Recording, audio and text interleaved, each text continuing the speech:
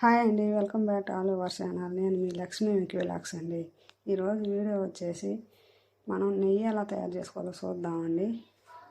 మనం రోజువారీగా పాలు కొనుక్కొచ్చుకుంటాం కదండి, ఆ కొనుక్కొచ్చుకున్న పాలతోనే పాల బిల్లు కట్టుకోవచ్చు అండి. ఈ విధంగా చేసుకొని ఇంట్లో నెయ్యి బయట కొనుక్కొచ్చుకునే పని లేకుండా ఇంట్లో స్వచ్ఛమైన నెయ్యి చేసుకోవచ్చు.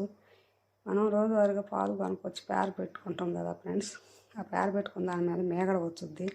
ఆ రోజువారీ మేగడ ఒక తీసి గిన్నెలో పెట్టుకోవాలి. 2-3 డేస్కి ఒకసారి ఇలా చేసుకోవాలి ఫ్రెండ్స్. చేసుకొని ఎన్న తీసుకోవాలి. నేను ఇది 3వసారి చేస్తున్నాను ఫ్రెండ్స్. ఆల్రెడీ నేను 2 సార్లు చేశాను. చేసింది గిన్నెలో ఉంది, నేను తీసిన ఎన్న ముద్దలో.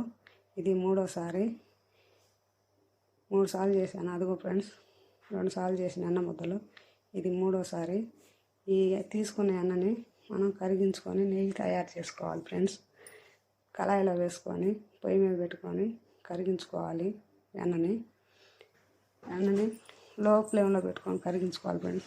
హై ఫ్లేమ్లో పెట్టవద్దు, ఎందుకంటే మాడిపోద్ది. నెయ్యి ఎంతోసేపు పడుతుంది కదా ఫ్రెండ్స్ కరగటం.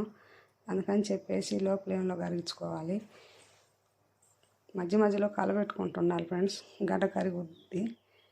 కలబెట్టుకుంటే పొంగు పైకి రాకుండా ఉంటుంది. కలబెట్టకపోతే పొంగుతుంటుందండి. ఈ విధంగా కలబెట్టుకోవాలి. కరిగిన తర్వాత దగ్గర పడే ముందు కొంచెం జీలకర్ర వేసుకోవాలి ఫ్రెండ్స్. సువాసనకి జీలకర్ర వేస్తే మంచి సువాసన వచ్చింది, అందుకని నేను జీలకర్ర వేస్తాను ఫ్రెండ్స్. అయిపోయింది ఫ్రెండ్స్, నెయ్యి తయారైంది. ఇది జల్లెడతో వడకట్టుకోవాలి ఫ్రెండ్స్. ఎంత సువాసనగా ఉందో, మంచి స్మెల్ వస్తుందండి. ఇది ఆల్రెడీ నేను లోగడ చేసిన నెయ్యి అండి. ఇది దీని నిండా చేస్తానండి. నెల వచ్చేసరికల్లా నేను వేరే డబ్బులు ఇచ్చే పని లేకుండా ఈ నెయ్యి అమ్మిన డబ్బులే పాల బిల్లు కడతాను ఫ్రెండ్స్, ఇంట్లో అడగకుండా మా వారిని. ఇది ఫ్రెండ్స్ వీడియో. నా వీడియో నచ్చినట్టయితే లైక్ కొట్టండి ఫ్రెండ్స్. మీ ఫ్రెండ్స్కి షేర్ చేయండి ఫ్రెండ్స్. అలాగే కొత్త వాళ్ళు ఎవరైనా మా వీడియో చూస్తున్నట్టయితే సబ్స్క్రైబ్ చేసుకోండి ఫ్రెండ్స్. సబ్స్క్రైబ్ చేసుకోండి. ఇంకో వీడియోతో కలుద్దాం ఫ్రెండ్స్. ఇంతవరకు సెలవు, బాయ్.